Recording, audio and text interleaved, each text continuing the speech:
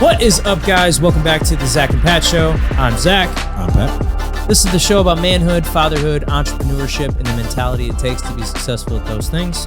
And we'll probably sprinkle in some helpful real estate advice too, because that's what Pat and I do. So the reason we started the show is we're just a couple Midwest guys navigating our way through the world.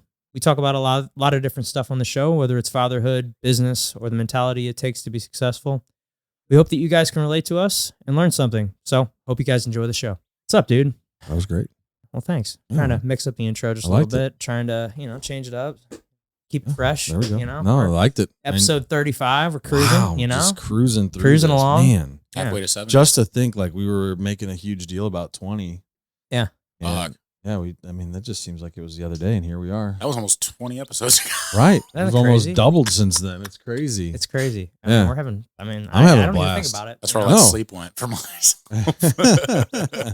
Yeah, I don't like I said, I don't even think about it. I just like, hey, every Wednesday, we're gonna get together and we're just gonna Yeah, well, this week Chat. it's been a little bit more Yeah. frequent.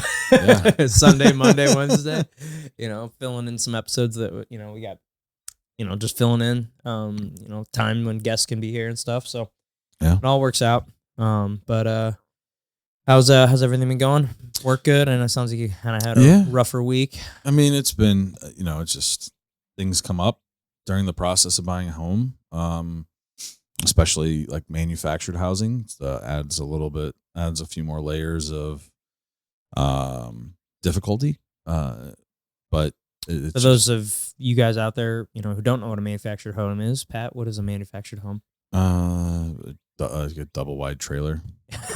Pretty much, yeah. Something that was made in a Factory, and then they show up and assemble transport it there like it's a big Lego. Yeah. set, Well, and I essentially. mean, they've done a really good job with a lot of the new stuff that's come out. These new manufactured homes they're making are beautiful.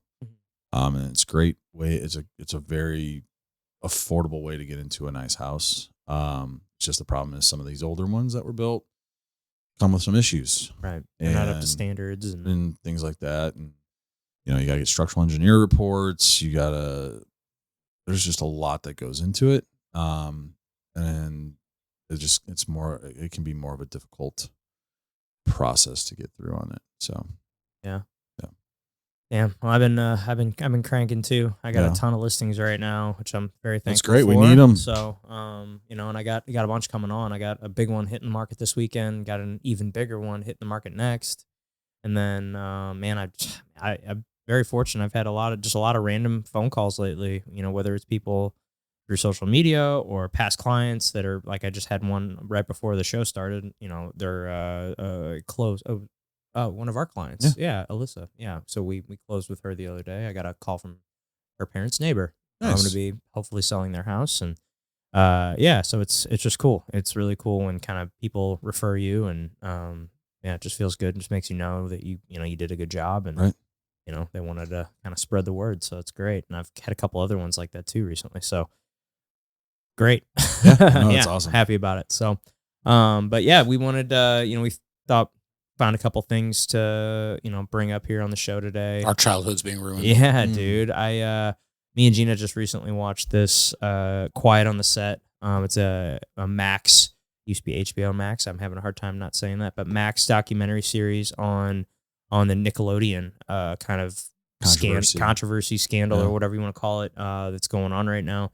I know it's kind of been, I've seen a lot of people talking about it, so I was like, well, we might as well talk about it too. The fact it says true crime underneath documentary there just really hits me right in my gut. Yeah, dude. It's just fuck. You haven't watched it. But I've seen the first couple episodes. you did? Okay. Not I need to get through it, but yeah, I mean the way just the fact that this guy was able to dude, it's like they're just putting people and they like put at least not the Dan guy, but Brian Peck. and then the other guy, I can't remember his name. I don't remember personally. He was in the other one. He was like a known sex offender, and like they put him on the set working with all these kids. It's crazy. And and you go back through time and you always hear about these child actors and actresses that grow up and they've got issues. I mean, I wonder, like Macaulay Culkin, I mean, that was a big Mhm. one He was like the first one that I Like, think. well, I that- mean, it's probably been more. There's been more before him, but that was like for us, that was the first known Mhm. because we grew up with that, Right. You know, Home Alone and those movies. When did he start having issues? I mean, that was probably late '90s, early 2000s, maybe. I was about to say, does it Yeah. compare to like Britney Spears and Very Lindsay Lohan? But few. yeah, I guess it was earlier. Yeah, it was. He was before then. And it's just like, what was going on back then? Like, what just seems what like was, very few, and very now- few I mean- children like that go into acting as a kid, like come Come out out. on the other side and like and they're like normal. Right. The, Well, I mean, you mix in the fame and the money and all of that stuff. well, it's like takes your childhood away. Right. It's like They're- your developmental exactly. years that you're like kind of learning how to be a person, and they're you know Right. they're surrounded by people. They're well, and actually it's crazy. Me and Gino on the way to the baby doctor this morning for an ultrasound. She was listening to Call Her Daddy, and she had that JoJo Siwa girl on. And do you know who that is? Yeah, she just go through a whole episode and like she was huge for like she's been huge for like She's 10 been years. huge since she was 9 years old. Who is Wow. this? She's a YouTuber. JoJo Siwa. JoJo Siwa. She's like a She made a lot of money selling hair ribbons. yeah, Yeah. hair ribbons, and like she like makes like kids songs and stuff, but she's like, you know, basically said that she's been kind of in show business since she was 9 years old, and she's now 20 or 21. And so like she's obviously like transitioning from like being this kid to like, you know, in everybody's eyes to this, you know, 20-year-old, you know. Oh, okay. She was just on what's that? There's that SEAL training show. Yes, she me was and Gino just, watched that. She yeah, was yeah, just on. we watched that. that too. Yeah. It was she was great on that. She Yeah. almost almost finished won. it. Yeah, I mean she got like right to the very end. I mean, we love that show. Yeah. What's it called? Special Forces. Or- Yeah, it was really good. But anyway, but the part that she was talking about on the podcast that I had never really thought about, but was it's like when these parents that like dedicate, like and she says that she's got a great relationship with her family and her parents, but like this is something that she brought up. Whoa, that's crazy.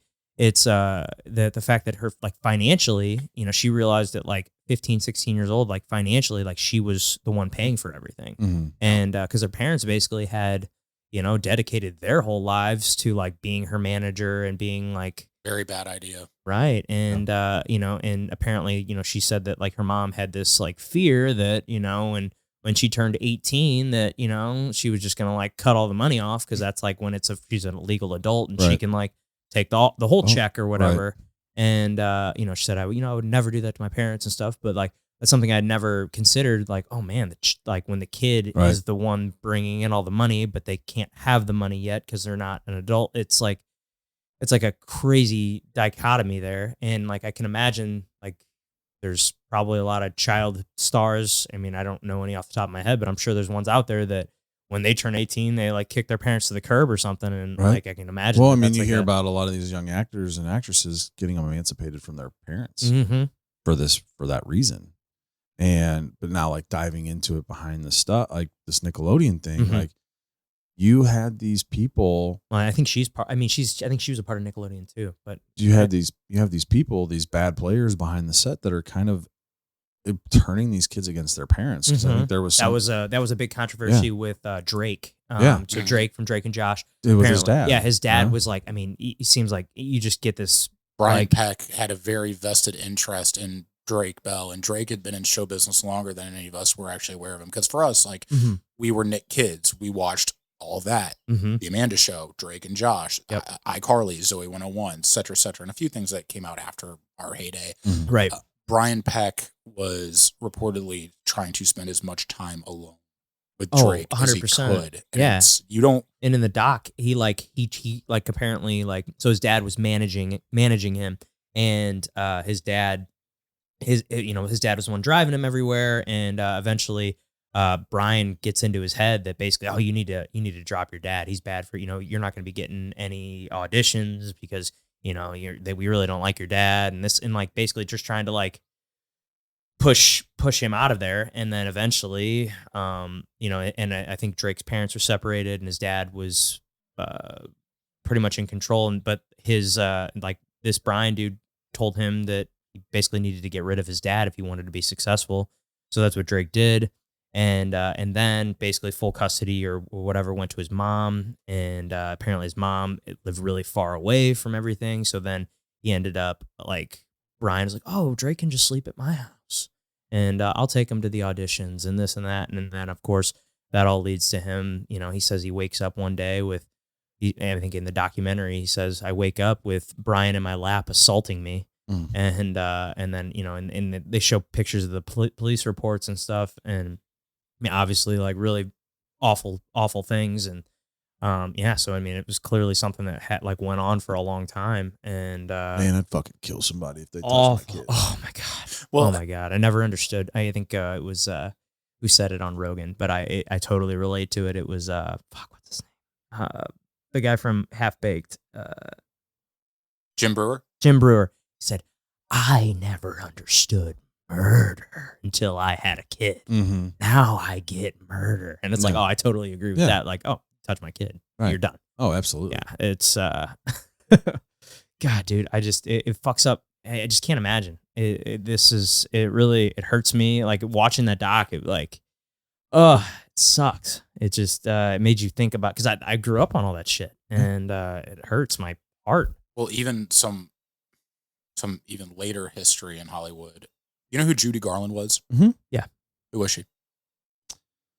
She was picture her one of the face. original like girl actresses. Grew up, and then she was Dorothy. Dorothy In Wizard of Oz. Yeah. Oh, okay. That was one of the earliest cases of Hollywood putting its clutches around her, taking her away from her family as much as they could. And the thing that they did mostly for her, because they overworked the shit out of her, there were no labor laws like there are now. I mean, I think Wizard of Oz came out in 1939, one of the first movies that ever had color. Yeah. They were pumping her full of amphetamines as a teenager to keep her up and acting as much as possible. And she had basically no say in it. And she died at the age of like 50, man. Really? Okay, so everyone here also, I was a huge fan of that 70s show. Me too. Dude. I can I have every season on DVD. Well, you should get I'm a rid of dork. You should get rid of the last season. Yeah, it's the last season was absolute trash. garbage. Yeah, hot garbage. Do you know how old Mila They Kunis got rid was of- when she started that show? 13, 15? 14? Yeah. You know who was talking about making plays at her with Ashton Kutcher? Danny Masterson. Danny Masterson, who's Right. now convicted. He's doing 30 to life, I'm pretty sure, in Mhm. prison. And dude, when I he's found that out, heard that he's- fucking broke. I mean, like me and Gino, we even like watched that new show that they were on Netflix. That 90s show?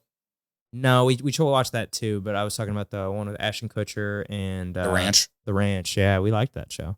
And then Yeah. that came out like kind of like right after they had like 7 or 8 seasons of that show. You know who Ashton Kutcher and Mila Kunis came out in defense of? Danny Masterson. Danny Masterson, right? If that was one. Who? But they also came out in, I believe it was defense of Brian Peck.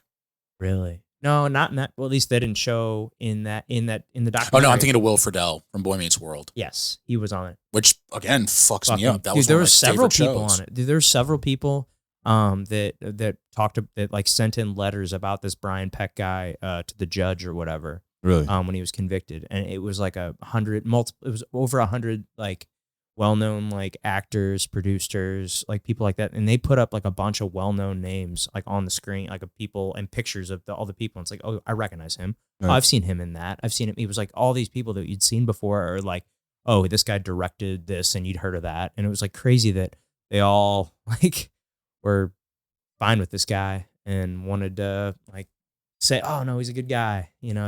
Don't put him in prison. Wait, there were people sending in letters in defense of him? Yes. Yes. And that dude only did 16 months in prison. Wow. Yeah.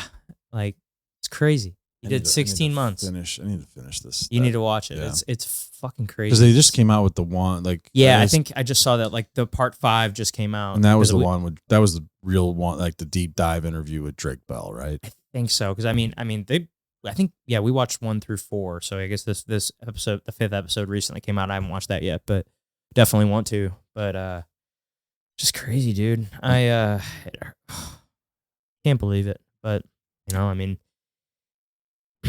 what was that guy's name? Weinstein? Harvey. Harvey. So, I think this- Bob was also his brother, possibly. Yeah, and then so like this guy, it was like the Harvey Weinstein of kids, children, yeah. Nickelodeon. Like, I wouldn't say. As far as I don't know if he's quite on that level. As far as like, at least I don't know. But I I'm know. talking about like Dan. I'm talking about Dan Snyder. Oh, so now Dan Schneider, I don't think he did as much. Well, I mean, there's the riders and the things that he was doing to those women riders. Right. And That's true, I guess. Yeah, maybe. I Did you didn't think see about his interview on YouTube? that. He did a impromptu YouTube interview from one of the former stars of iCarly, and it was like completely scripted Really? to where like they were all softball questions. just recently. Yeah.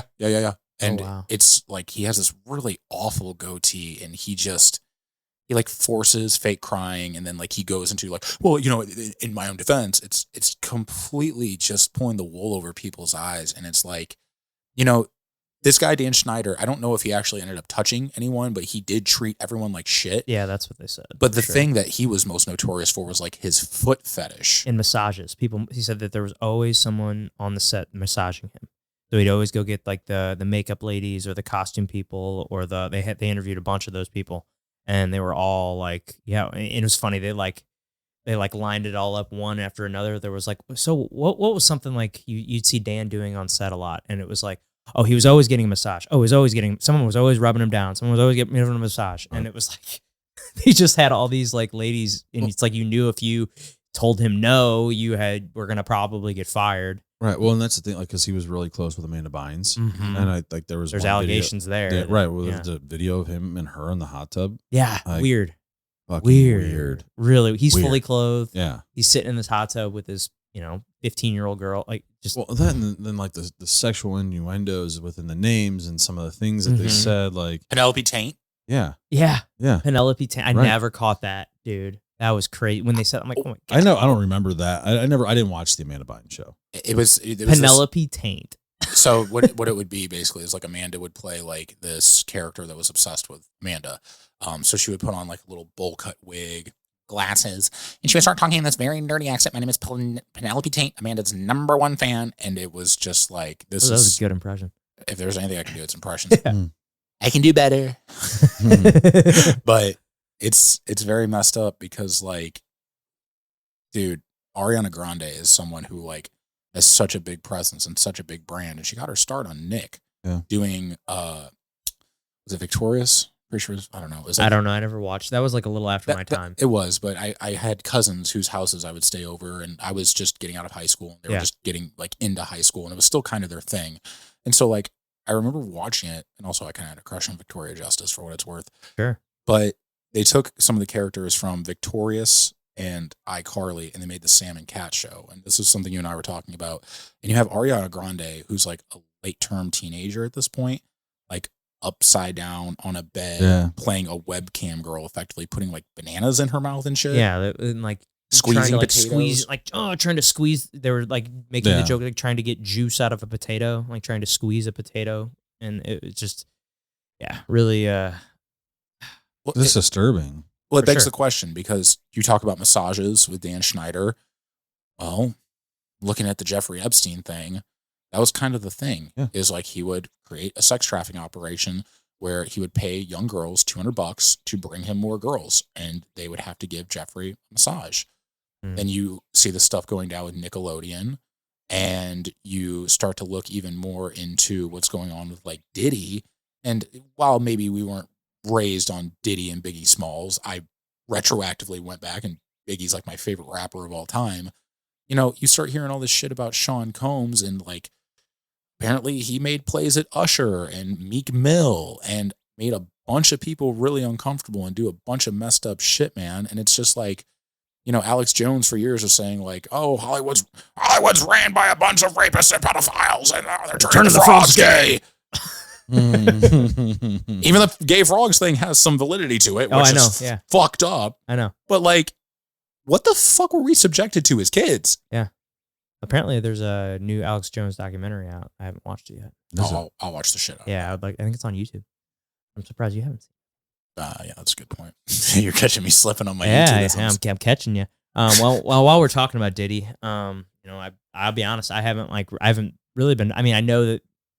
Kind of know what's going on. I know he got raided, but I'll be honest, I don't know what his. He fled. He fled. He's not. Yeah. He fled to a place where they couldn't extradite like him. Bali or something, right? Something like that. So what they say. Well, here, let's pull up some key facts of the case here. Combs is Diddy's real name. Combs' home in Los Angeles and Miami were raided by FBI or FBI agents as part of an ongoing investigation that the agency did not elaborate on through NBC and Associated Press reported the searches stem from federal sex trafficking investigation. Combs has not been formally charged or accused by federal prosecutors of crime Yet. yet. No. The rapper has faced a string of lawsuits starting when he was sued on November 16th last year by Cassandra Ventura, a singer and dancer who alleged Combs raped her in 2018. That's Cassie for all of you who might know who she is. Oh, okay. We probably do. I don't know who that is. Musically, her heyday was the 2000s. Okay.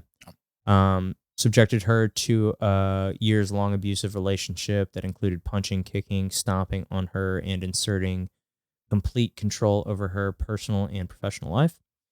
Ventura's $30 million lawsuit against Combs was settled later that month for an undisclosed amount, with Ventura telling CNN she had chosen to resolve this matter amicably. While Combs' attorney said the settlement was in no way an admission of wrongdoing and did not change his denial of the allegations. Later in November, a woman named Josie Dickerson Neal alleged lawsuit Combs drugged her, sexually assaulted her, and secretly recorded the assault while she was in college in 1991. Separately, in November, an anonymous plaintiff accused Combs and singer and songwriter Aaron Hall of raping her and her friend in 1990 or 1991 after meeting at an MCA Records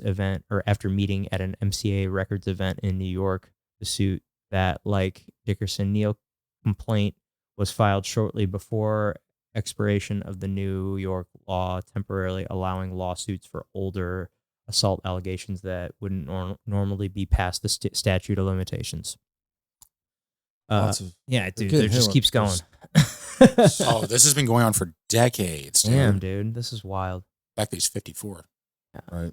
Crazy. So Combs has denied all allegations against him, with his attorney characterizing some of the lawsuits and their accusations to Forbes as money grabs, baseless, or sickening. Combs has not been criminally charged. So Yet. The ongoing narrative is that he is the fall guy, though. Right. That he is just the figurehead for the whole machine, and that him taking the fall is just a distraction to keep it away from the real powers. Do I know who those powers are? No. Yeah. But it's like Jeffrey Epstein was apparently small fish. Really? What, you think he was just like the like the poster boy for it all? Mm-hmm. I mean, bro, there I are mean, he people. facilitated a lot of it, so. I mean, Yeah, I mean, it seems like his name was the one thing on everything, but there's so many weird questions. Like, how did he get that? Like, why did they give him that like $50 million place in New York? Like, why Epstein? Yeah. I mean, it was to create, at least in, have you ever watched Filthy, or I forget. Yeah, I watched it. It was a couple years ago, though, at this point. I mean, bro, his entire tenure at Harvard is falsified. Right, like, right. If anything, the people who paid him off to be the financier or the financial advisor of all their shit, it's just to create kind of like a shell company for him. This is to create the premise of like this guy who has this gravitational pull to everyone in Hollywood and New York and all these places where socialites rub shoulders with each other. Of course, you want to go to Jeffrey Epstein's island. Yeah, I want to go hang Prince out with Andrew, Sure. Bill Gates. Yeah. Bill Clinton. Bill Clinton. I flew with him 26 times. Okay, now that was a good impression. That was actually really good. Pretty good impressions, too. You want to have an impressions off? I think we could, dude. I'm pretty good. I'll be the judge. I need. There's only a couple that I'm good at, so. I can do a lot. Yeah.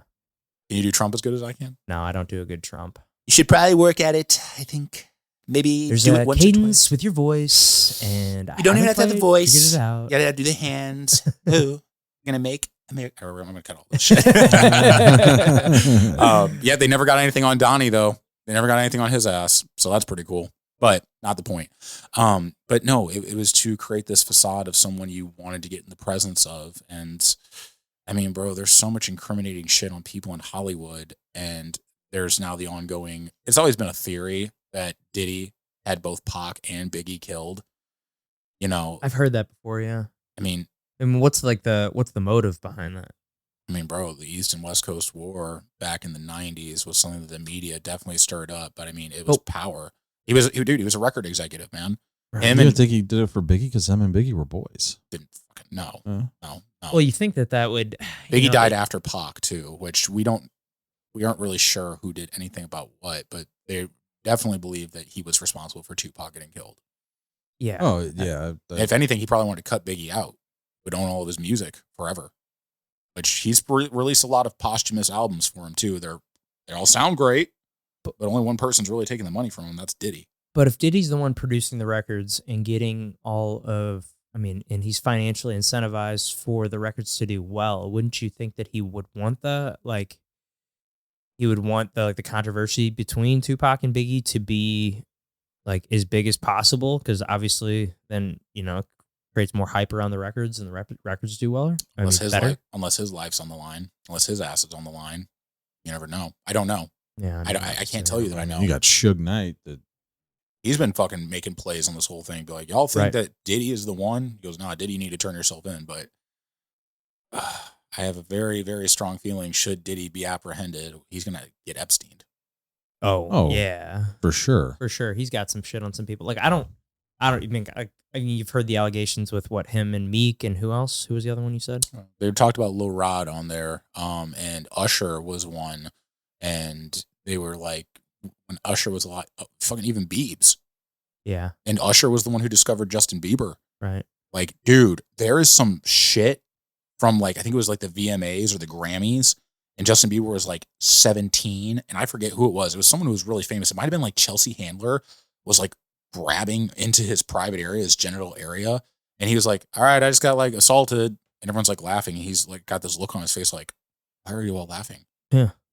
Huh. And when I was younger, I hated Justin Bieber. I fucking hated his music. I hated his fucking face.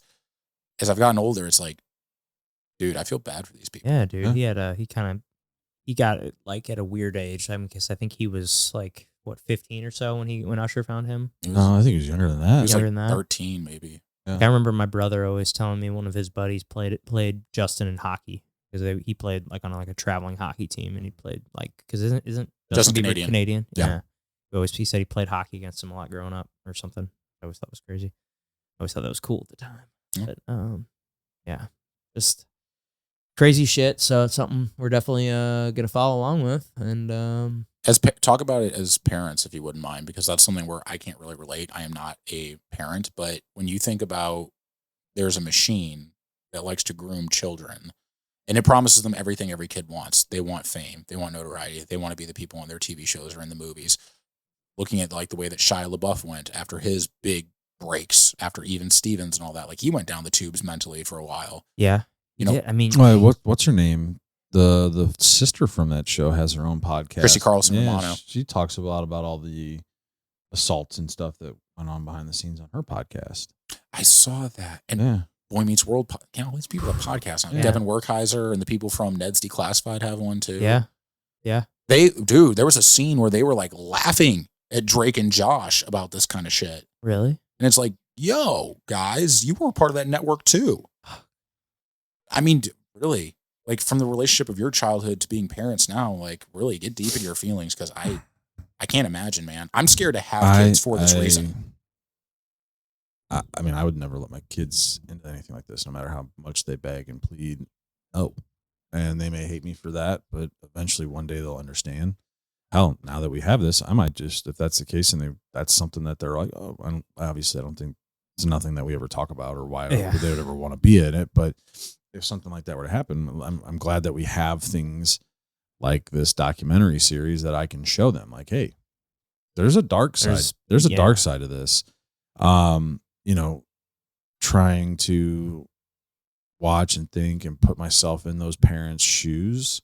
I'm like the first, obviously as a parent, it's like, how do you let this happen? well, yeah. How do you let it happen? How do you let it happen? But like at the same time, you sit back and think, and it's like, You say that, but then you see what happened with Drake, Right. And in that where the producer gets into his head, a 14, 15-year-old boy. It's like, well, if you want to be successful, you got to come with me. I'm going to show you Right. the way, and you got to. Oh, don't listen to your dad. He's not in the industry. He doesn't. Right. He doesn't work in this. I know this industry. You listen to me, and I'm gonna make you famous. And basically that's what this guy was kind of, putting into his head. No, you need to get rid of your dad, and the crazy part is like his dad had a bad feeling about Brian Peck the whole time. He literally the last thing when Drake fired him as his manager, he told Drake's dad told Drake's mom was like, you do not let him be alone with Brian Peck. Like that guy's trouble, and I just don't let him be around him. Yeah. And then sure as fuck, like the drive was too much for mom. Well, why don't you stay over? And like that's where it gets into trouble. So it's like, man, you gotta keep an eye on your kids, man. Like I can't imagine like just being okay with letting any grown ass man that has that kind of interest in a 14-year-old boy's life that's not their son. Right. Like that's a red flag right fucking there.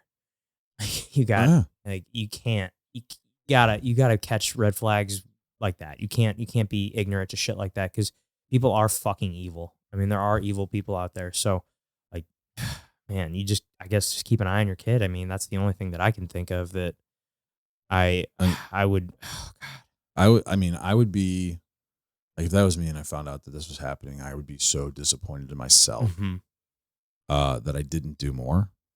But I'll tell you what, I'd go on a fucking rampage and there would be no more Nickelodeon. Right. I mean, seriously. Yeah. I'd be going fucking Liam Neeson on their asses or fucking Gerard Butler.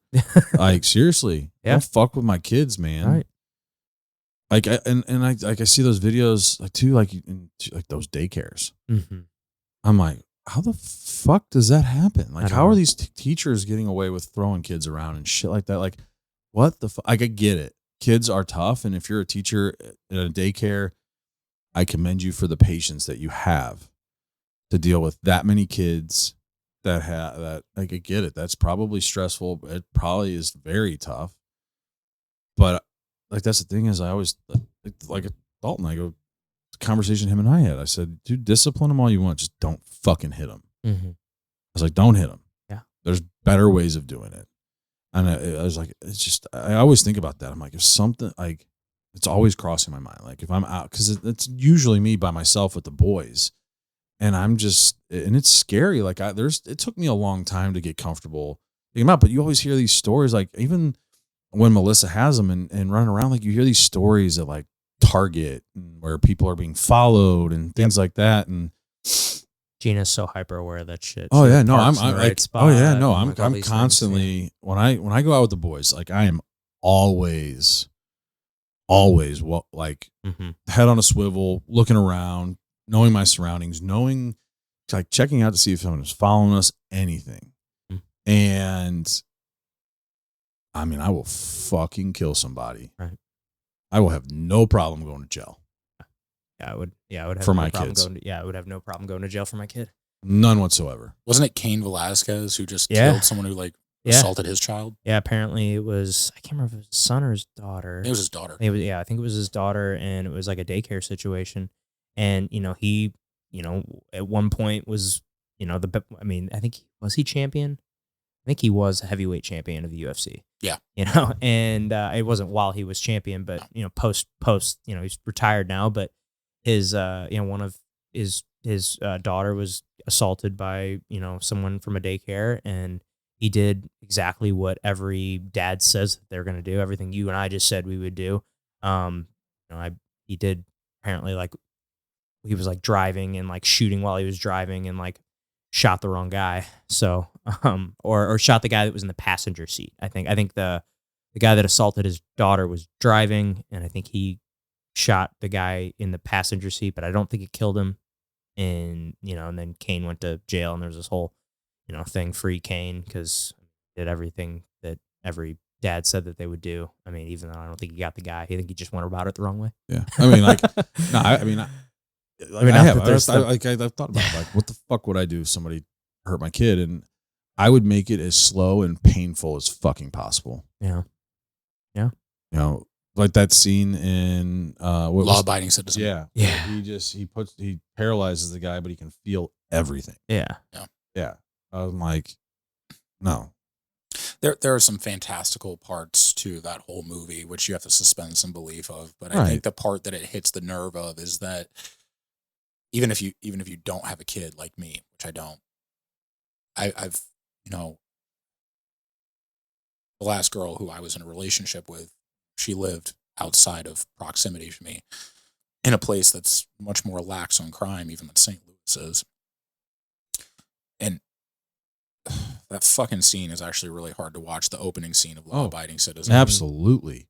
And you just think about, like, if anyone touched that person I love, would I be willing to do or not do? And the list of not do is very short. The list of not do is incredibly short. The list of do, it's like I'm willing to sacrifice the integrity of my soul to make sure that I set an example of this person. Probably. I don't care if it damns me for the rest of my existence, or for all of eternity. You can't let evil just run amok, and it's going to try to corrupt the innocent kids like Drake Bell, Amanda Bynes, Miley Cyrus, Shia LaBeouf, Frankie Muniz, fucking all these kids we were raised watching and idolizing, and it's like, the fuck were they being put through, man? It's scary because it doesn't seem like there's an end to it. Right. Isn't Law Abiding Citizen where he kills the guy with the bone from the T-bone steak? Yeah. Yeah. In jail, in prison. Yeah. Anytime I've eaten a T-bone since, it makes me think of that. I felt bad for the guy he killed because, like, at first he's like, if you don't give me that, I'm going to come over there and fucking kill you. And he's like, how come you with me? And then he's like, yeah, you get yours, motherfucker. Yeah. You're just a piece in my game. Yeah, he uses the bone from the T-bone as a weapon. Yeah. Crazy. I mean, that's solid. That's a solid. Such a good movie. Solid. That's a great movie. Yeah. So there's I'm excited. Yes. There's a new Joker coming out. Switching emotions in entertainment industry. Yeah, let's keep it kind of on the same genre, just different, a little bit more lighthearted. Now it's the Joker, so maybe not so lighthearted, but there's a new Joker movie set to arrive in theaters on October 4th, and Lady Gaga, it looks like she'll be playing Harley Quinn. So looks pretty sick. I mean, Heath Ledger is the ultimate Joker, but dude, Joaquin the Joker does a movie was very great. good job. So, Joaquin's top 5 and Joker. Oh, for sure. I'd say he's top 2. Well, I mean, who all are we considering? Because, I mean, there's like 5 people that typically come to mind. Heath Ledger. Okay. Joaquin Phoenix. Okay. Mark Hamill, who is Luke Skywalker, was the voice of the animated series Joker, which, as far as a voice acting job, is really fucking good. Yeah, I watched that growing up. Jack Nicholson. Yeah, Jack. Yeah. And Cesar Romero, who was like the 1960s Batman. Yeah, I haven't seen that He one. had the mustache, and they just painted over it. It's really corny. I mean, he's probably the last. Oh yeah, I mean, I think Joaquin has to be top 2 then. Wouldn't you say? Joaquin and I don't know. A lot of people put Jack up there as Joaquin's a little too sympathetic for me. The thing is like the Joker is not supposed to be someone who has an identity. The Joker is supposed to be a personality that anyone could be. When they made him Arthur Fleck, I mean, for the first like piece of that movie, you feel pretty bad for the guy. Mm-hmm, you do. And he does an amazing acting job. I'm not saying he doesn't. So good. But what's so frightening about Heath Ledger's Joker is you that believe it, man.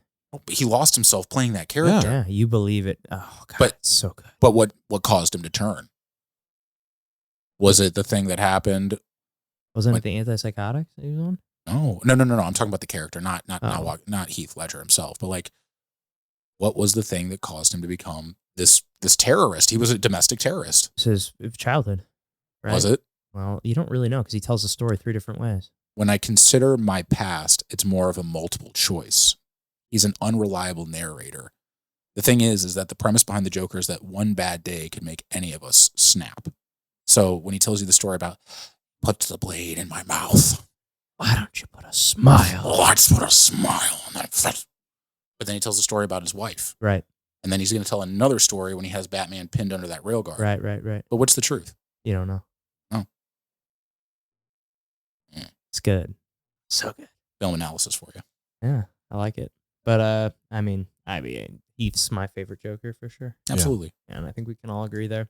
I do think Joaquin does a very good job. Very, very good. Just kind of a different style though, Yeah. too, you know? Like it's a different style of Joker. Right. Like the Heath Joker's like this.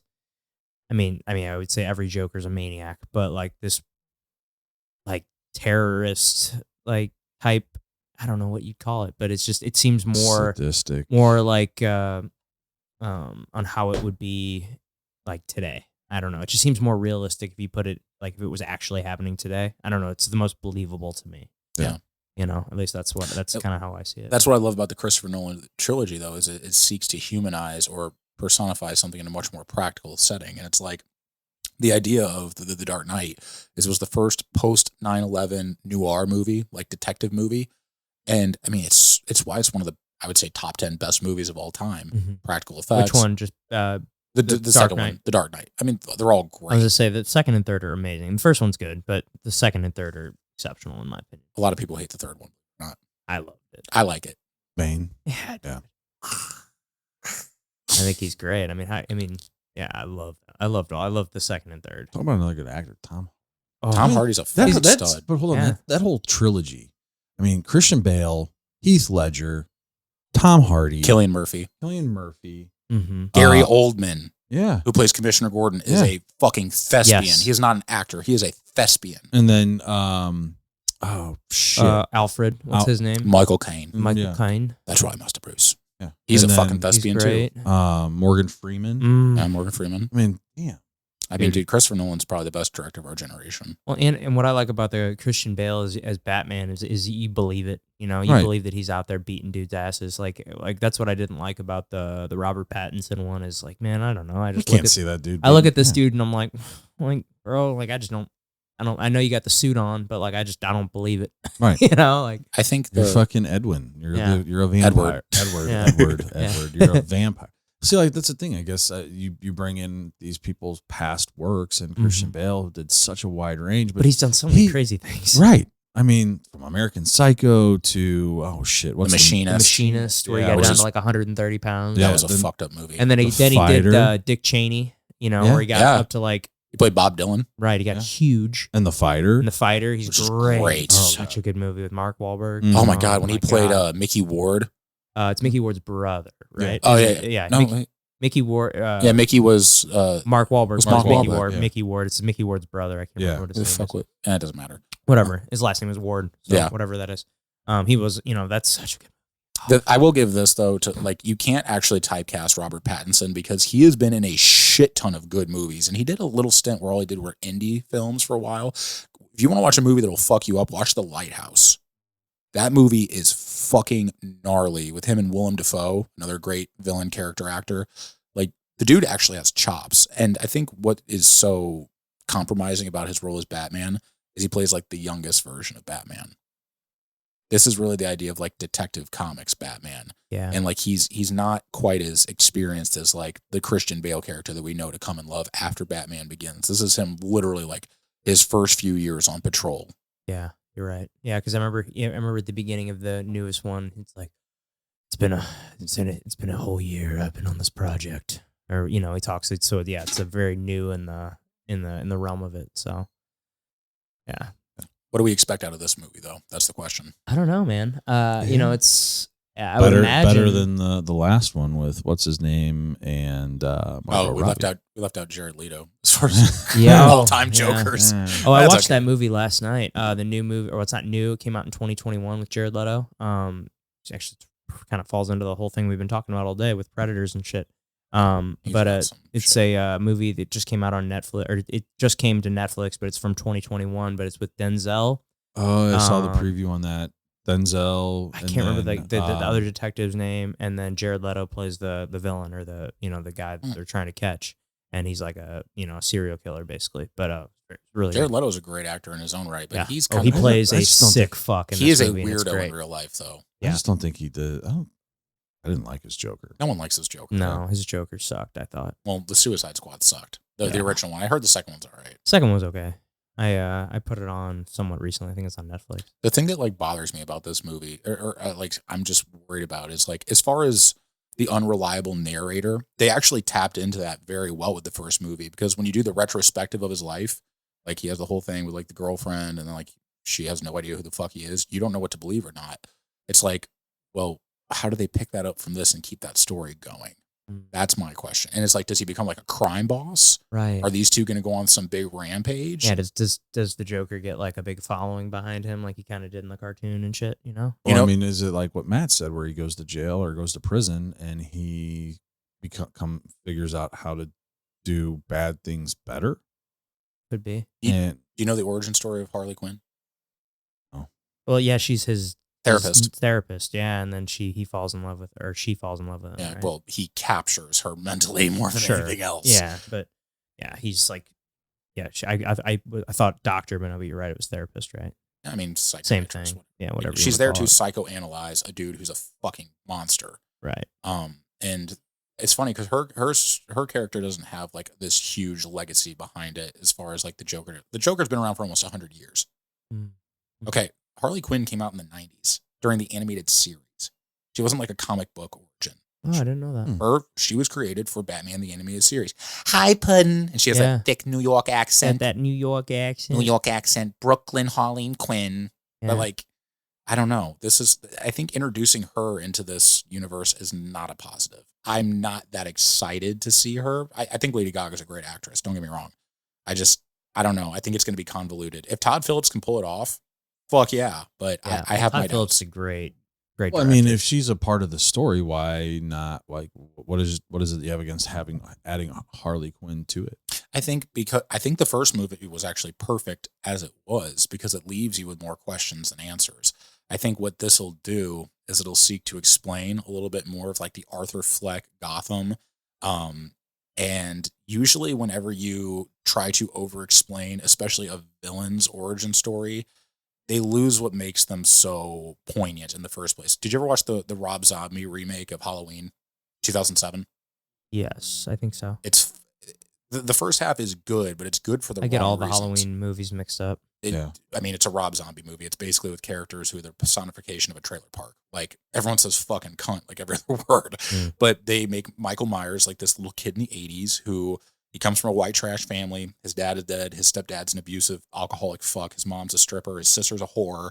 And everyone at school beats him up and fucks with him. And so he starts turning into a fucking psychopath. That's right. Yes, I've seen this one. Okay. And so, like, compare that to the 1978 Halloween. It just opens with the scene of someone killing a girl in this little Illinois house. Right. Then you reveal, oh, it's a 6-year-old kid. What's scarier, when you have the answers or when you have no answers? No answers. I think this, and I hope I'm wrong. I hope I'm wrong. But I think what this will do is it'll offer more answers, whereas the scariest thing you can do is just never know why. Or, I mean, maybe it's could be just to build on to the next Batman. Well, that or to Harley Quinn's story, and bring her into this. And I mean, like you said, she's new since the 90s.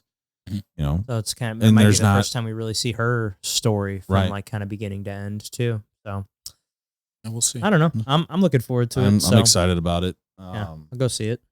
Sure.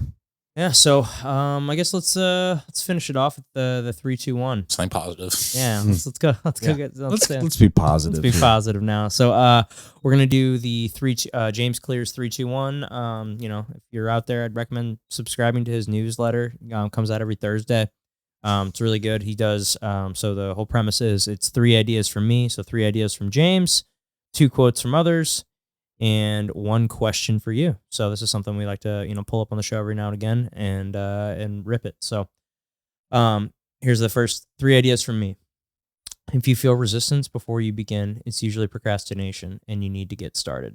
If you feel resistance after you begin, it's usually feedback and you need to make adjustments. It's true. Absolutely. 100%. Like procrastination is, I mean, like the biggest dream killer. Oh, dude, it makes me feel stressed when I know that there's something I need to do and I am putting it off, and like, oh man, it's something that I think we all kind of struggle with, but procrastination is definitely something that I could always improve on for sure.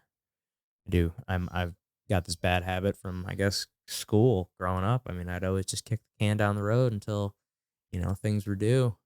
Right. And I used to cram before nights before tests and stuff like that. I mean, that's been doing that, since I can remember. And I think I could always definitely improve there. Oh yeah. I mean, everybody's got some sort of procrastination in them. Yeah, I mean, and it just goes back to everything that we keep talking about, just do it. I mean, like, do this podcast. We just did it. Just showed up. Just showed up and do it. The second part of that is, you're not, you're not going to be successful right off the bat. You got to learn from it. Yep. And then make the adjustments on the fly. Take the feedback, make it better. A great book about this is The War of Art by Stephen Pressfield. I'm reading it right now for like the third time. It's the fucking resistance. awesome. Resistance, becoming a professional, The and then like, muse. yeah, dude, it's a fucking awesome read. I've I'm read the it before. worst procrastinator ever, For sure. as you guys have probably noticed. Why are you editing at 3 a.m.? Mind your business. Yeah. we regularly get texts from Murph at 3 and 4 in the morning. Literally yesterday. About the episode that's gonna come out the next day. Hey, this one's gonna be a little late. I've been up editing. I was having some issues, but I got to figure it out now. Yeah.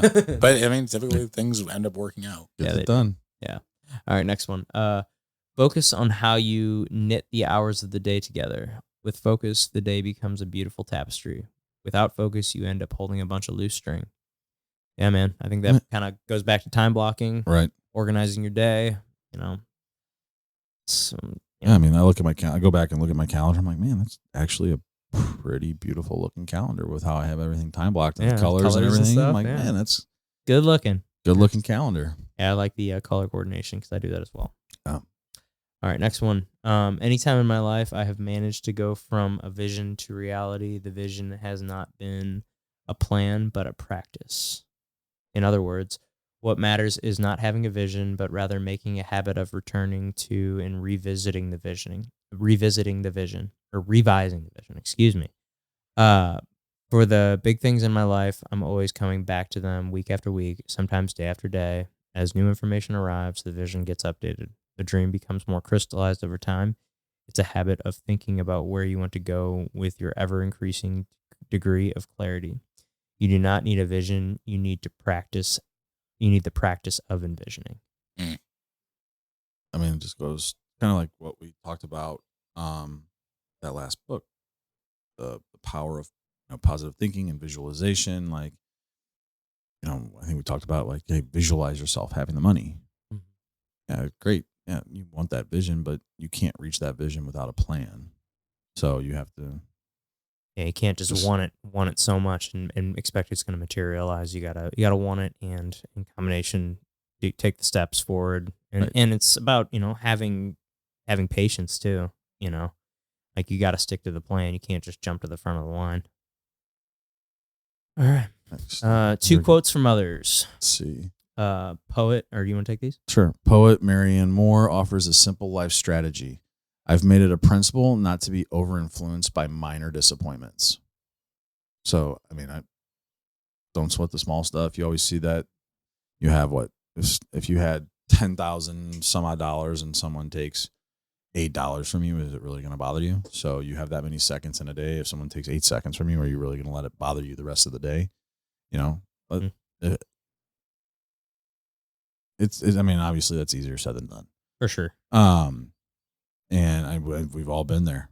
It happens, but ultimately I always come, like, if something happens that bothers me, I usually walk away and do something different to get my mind off of it and not think about it. And then I'll come back and I'm like, okay, that wasn't that big of a deal. Yeah, not jumping to conclusions or like blowing up right away with like, and kind of like taking things, mulling it over. I mean, like, all right, especially things that you don't need a decision made right then and there. Like, it's okay to really think about it, about how you really want to respond or what you really want to say there. So, well, and I think too, like an email or a text message, you get something back, and like I'll do this is like, you know what, I'm gonna get out what I really want to say, like what's really going through my mind, and then I'm gonna reread it and be like, all right, this is really fucking stupid, Pat. Like, why? And then I'll delete it and I'll come back and rewrite it with. Now that my head's clear, obviously you get that rage and it's like clouds your judgment and clouds your thoughts. So just get it out there. Just like with anything, you have something, write it down, get it out there, get it on paper. Yep. And then once you go back and look at it, you're like, wow, that was really fucking stupid. Yeah. Let's, you know what? We're going to delete that. We're going to try this again. Yeah. It's a good call. All right. Entrepreneur Sarah Blakely. So the founder of Spanx on failure. When my brother and I were growing up, my father would encourage us to fail. We'd sit around the dinner table and he'd ask, what did you guys fail at this week? If we had nothing to tell him, he'd be disappointed. The logic seems counterintuitive, but it worked beautifully. He knew that many people become paralyzed by the fear of failure. They're constantly afraid of what others will think if they don't do a great job, and as a result, take no risks. My father wanted us to try everything and feel free to push the envelope. His attitude taught me to define failure as not trying something I want to do instead of not achieving the right outcome. I like that. I do too. So so this is with my practices that I coach. Like when I coach, I always tell my the guys that I'm coaching, practice to failure. I want you to go as hard, like where it's practice. It doesn't mean shit. Right. I want you to push so hard that you fail.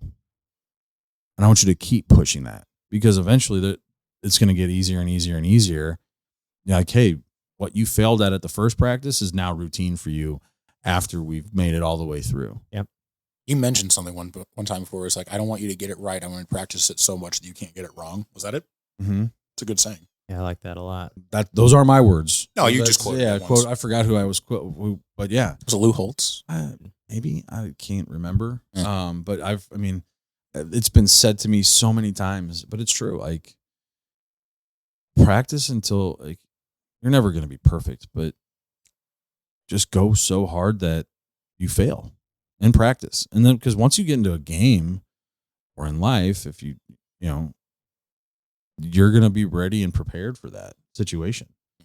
Yeah, So- I've been first thing I thought of with this is just lately I've been really trying to hit this new kind of style of takedown in jiu-jitsu that I've been really trying to work lately, and it's completely very, very different from anything that I'd ever done before, like with wrestling and stuff. So my buddy Nick, he started hitting it on me a lot, and I'm like, fuck, it's so irritating.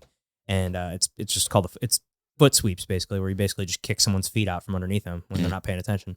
And I was failing I've been working on this probably now for like the last 6 weeks, and I'm finally starting to see some success with it. Like in live goes, I'm like, I've hit it a handful of times now, and I'm like, oh God, all those times that I've just swung and missed or just kicked someone's foot and nothing happened. And now I'm finally starting to like see it, and it's making so much more sense. But like there's just, I probably tried it 1,000 times at this point, and I'm finally starting to hit it, and it finally just feels good. Right. But yeah, so just keep trying shit, and you're gonna get better at it. Oh, absolutely. But it's amazing what fear can do to somebody. Oh yeah, for sure. Hits a nail on your head. It paralyzes people. Mm-hmm. And that was my biggest thing. Like with the divorce, I don't think I ever had not a fear of failing, but a fear of quitting. If I had a fear of failing, I never would have made it as far as I did with baseball, because you can't be afraid to take chances, or you're not going to make it. Like, shit, I just gave up the longest fucking home run of my life. Am I going to is that fear going to keep me from throwing another fucking fastball? Right. No. So, that was a great thing about baseball. It taught you how to move past those fears.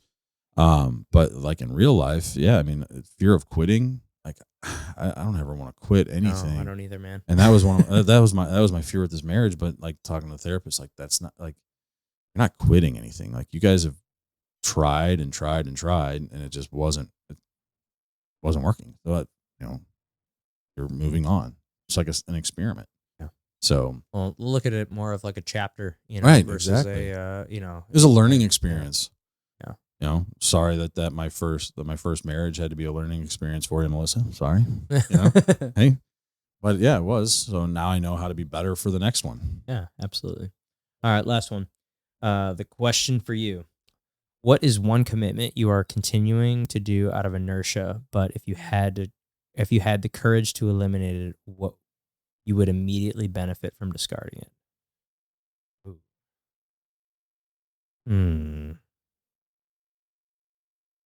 Inertia means to be like stagnant. motion, right? Yeah. Isn't inertia momentum. motion? Momentum, yeah. Momentum. I think inertia is. So what is one commitment I'm doing out of like Just momentum? habit. Yeah, but I need to.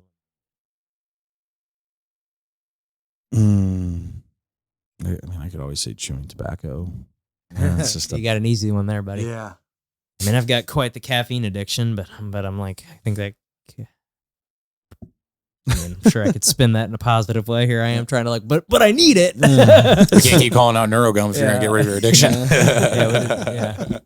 Yeah. I don't know, man. That's a hard one. What commitment am I trying to continue to do out of inertia? But Okay, so yeah, inertia is the thing where you feel stuck. So you're doing it out of inertia, something you feel stuck doing. And if you had the courage to eliminate it, you could move forward. Effectively, is the verbiage here.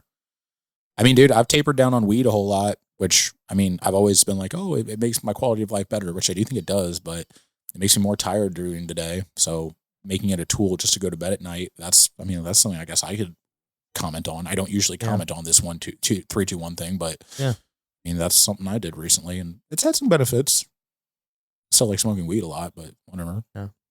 I'm trying to think of something that's not like a bad like chewing tobacco. Like I'm thinking of like I chew my fingernails a lot. things that I Like, do on a daily basis. That's what I'm thinking. Like, what do I do in my business that I could probably get rid of, or like I'm doing out of? You've always talked about like scrolling social media during business hours. There you go. Oh, there. Yeah, that's I like get on there and pretend I'm working. well, right. Well, that's market research. Fuck off. Right. That's what like. What are other agents doing on social media? That meme's funny. Yeah. Ooh, I'll save There's that another one. funny meme. I'll save that one. Maybe I'll do that one later. You get some stupid bullshit from me. Be like, what the fuck is Murph sending me? God damn it. Right. Oh, there you go. There's mine right there. I spend You're welcome. way too much time over there. So that's something I could improve on. Absolutely.